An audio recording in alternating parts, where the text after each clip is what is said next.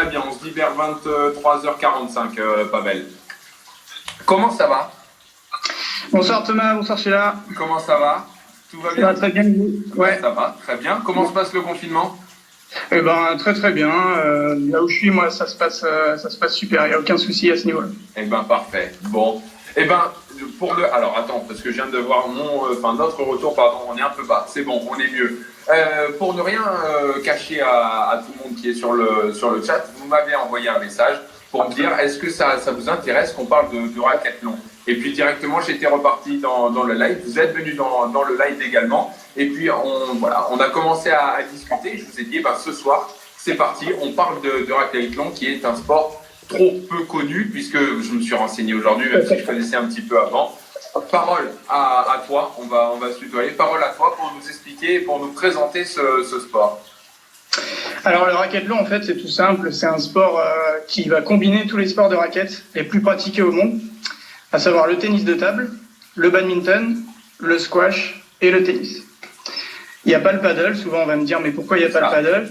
Alors effectivement, le paddle, ça ne se joue pas en simple. Déjà, première chose. Et le racquethlon, ça existe depuis une trentaine d'années déjà, depuis les années 90. Okay. Ça, c'est une première chose. Comment on joue? On va jouer en 4 sets de 21 points.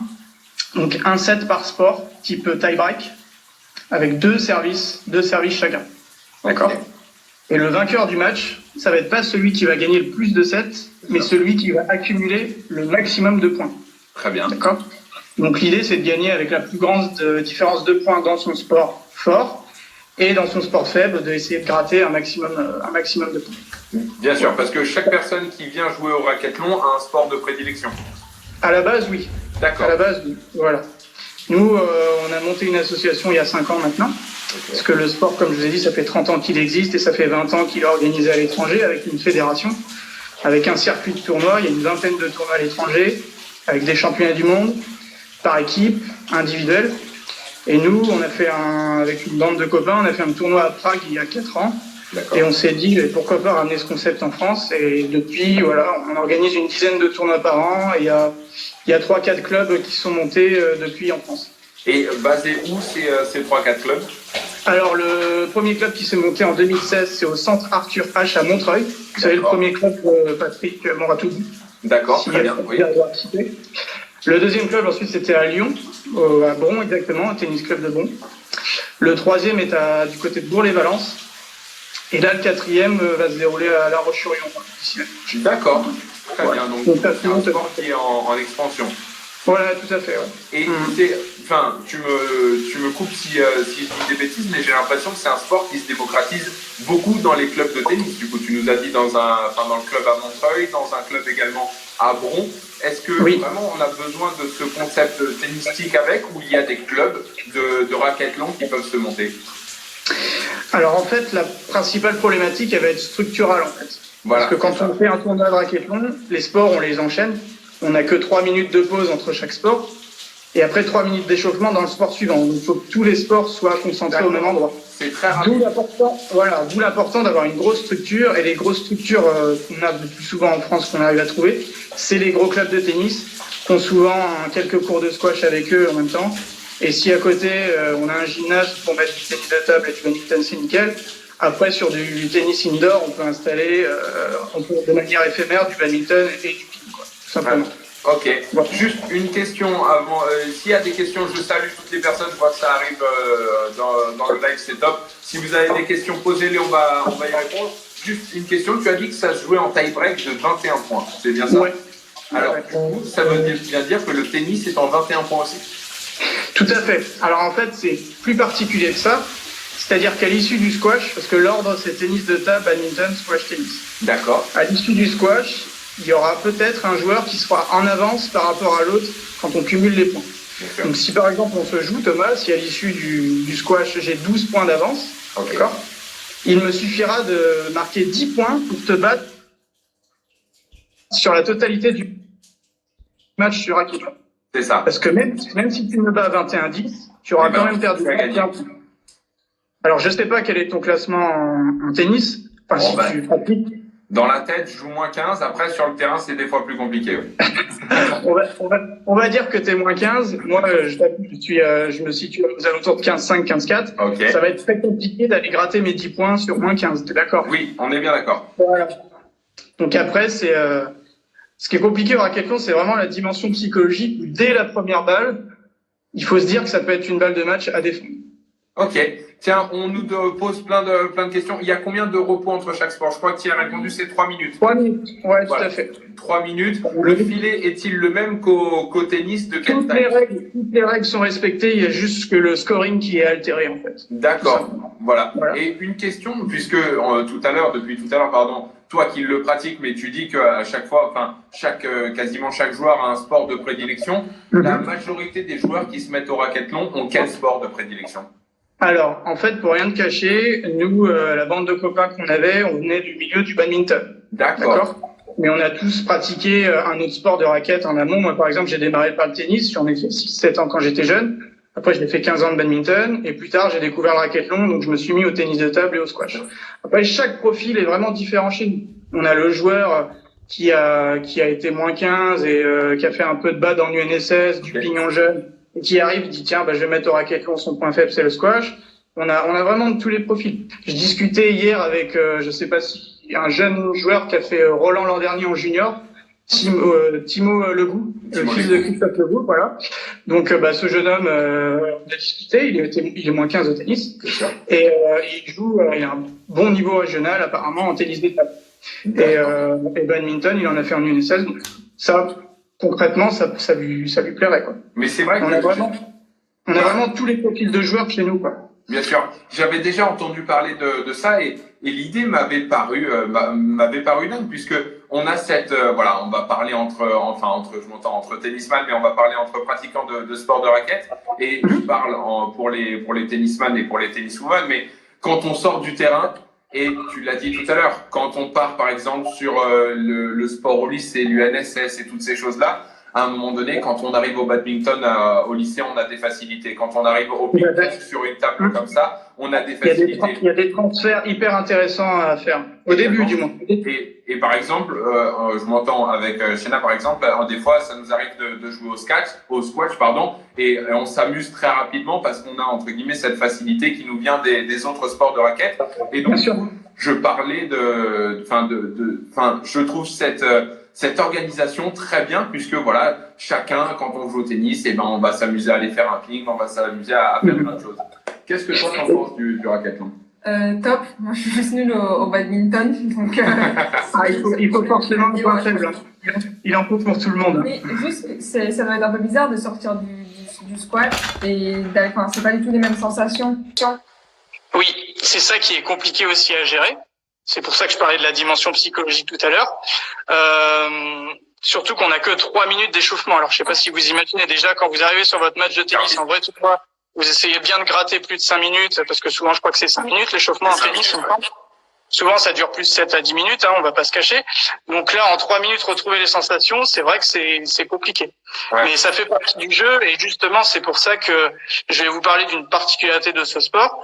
Quand on se retrouve avec 2 joueurs à égalité de points à l'issue du tennis, oui. Si par exemple parce que ça peut arriver, oui, 21-18, 21-18, 21-18, on prend l'exemple de tout à l'heure où j'avais 10 points à mettre.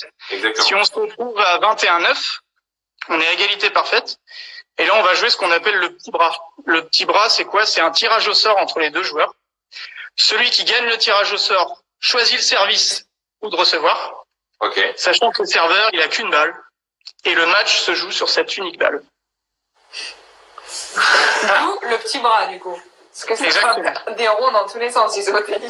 Okay. Ça fait des ronds, ça serpillière, c'est magnifique, c'est formidable. Ça doit pousser comme ça au service. Ça pousse, c'est exceptionnel. Ah, il doit y avoir, oui, non, faut pas être nerveuse parce que, ouais, voilà. Là, si on est nerveux un petit peu sur voilà, comme dit Pierre, le stress, ça peut rapidement. On dit gummy, en anglais, effectivement, à l'étranger, ils parlent de gummy arm, donc on dit gummy dans le jargon, et en France, on parle de petit bras.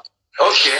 Je voulais juste donner quelques petites anecdotes tennis sur des joueurs pros. Voilà, ça peut et après, j'aurai encore 2-3 questions, et puis on essaiera de se faire quand même le premier quiz ensemble. Ah ok, ça marche.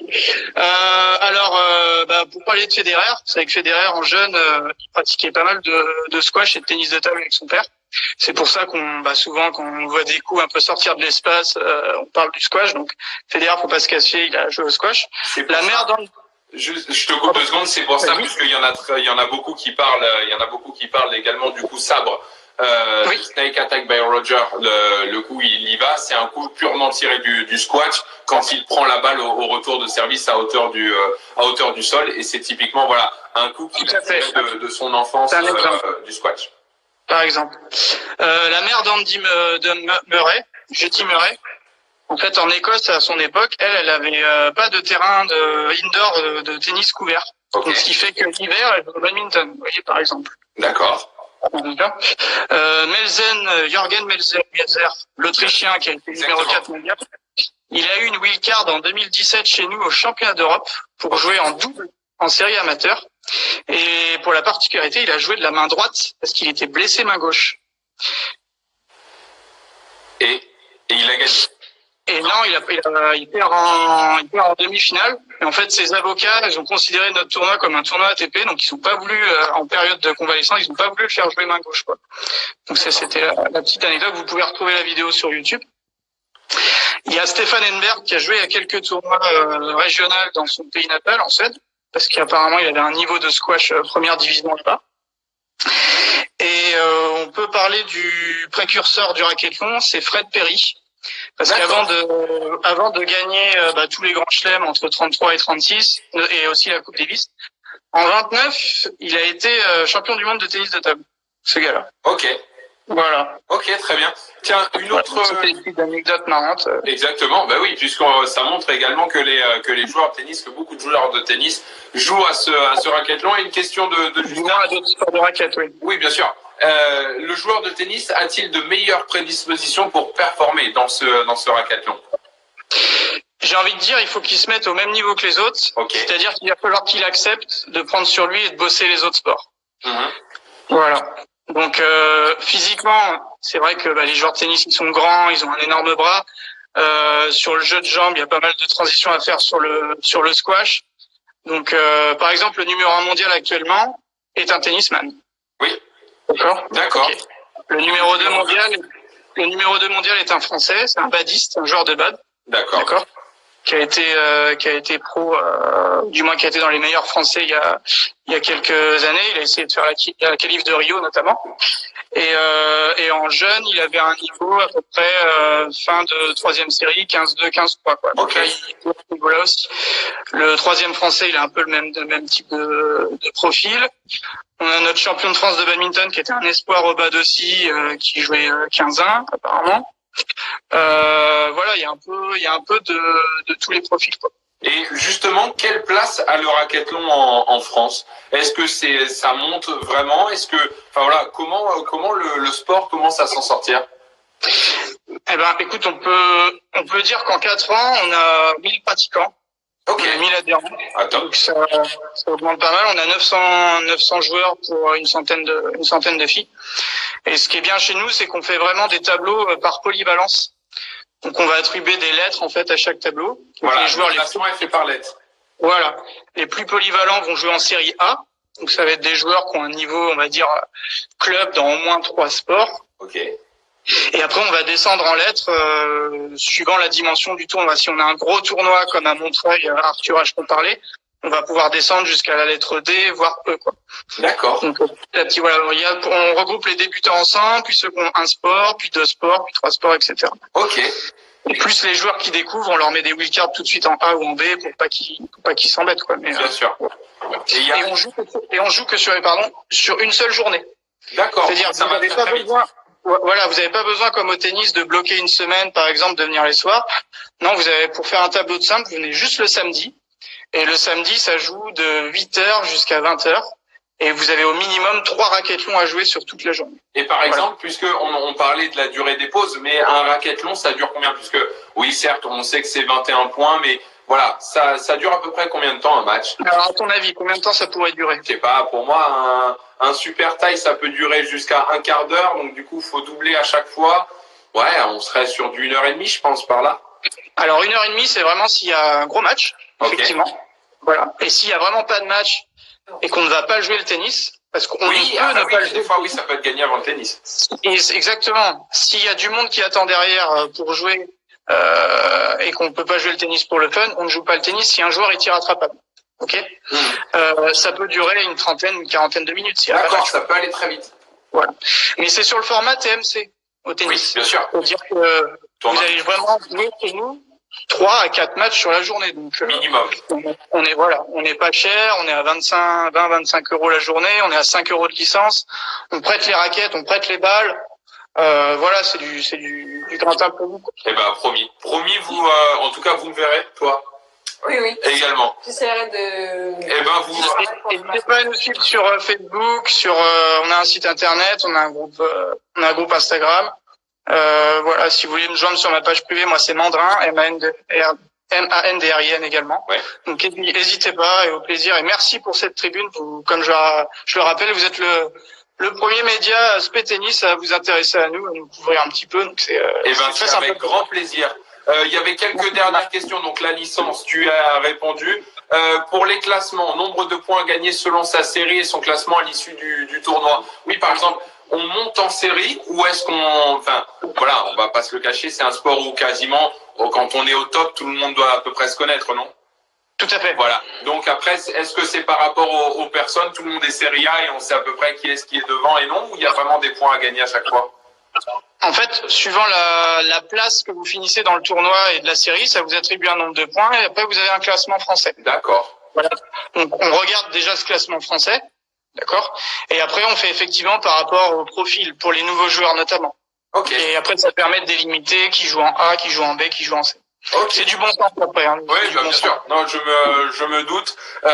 Allez, dernière question, on finit là-dessus. On sait que les JO arrivent à Paris en 2024. Est-ce que la fédération, on sait que c'est la fédération internationale qui s'occupe de promouvoir les sports aux Jeux Olympiques.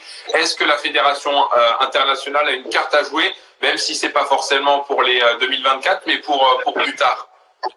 Alors 2024, ça sera beaucoup trop court. Oui. Faut savoir que le squash, c'est parmi les 4 sports, n'est pas olympique, comme le paddle. D'accord. Donc déjà, ça c'est compliqué de faire une demande, je pense, au sein du CIO pour prétendre au jeu.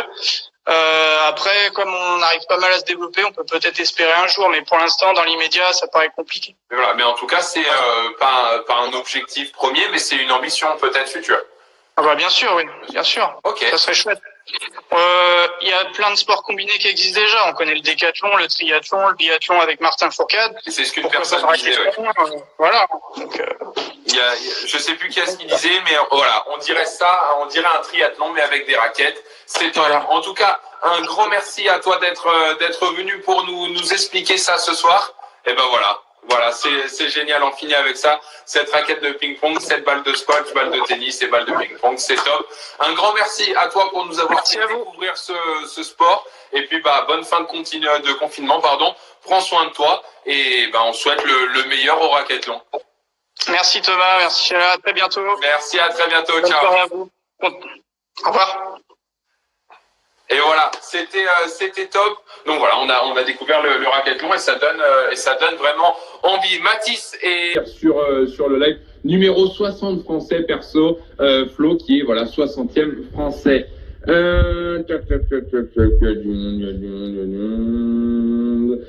Hello, salut. Vous êtes classé combien? Donc du coup il nous l'a dit. Est-ce que Mathis est là? Donc vie aux raquettes, effectivement. Mathis. Alors. Est-ce que tu m'as parfait, Mathis qui est là et qui m'a demandé hier de pouvoir passer, ça donne envie d'essayer. Je pense honnêtement que j'irai un jour à Montreuil si c'est possible, je reprendrai contact et ce sera top. Mathis,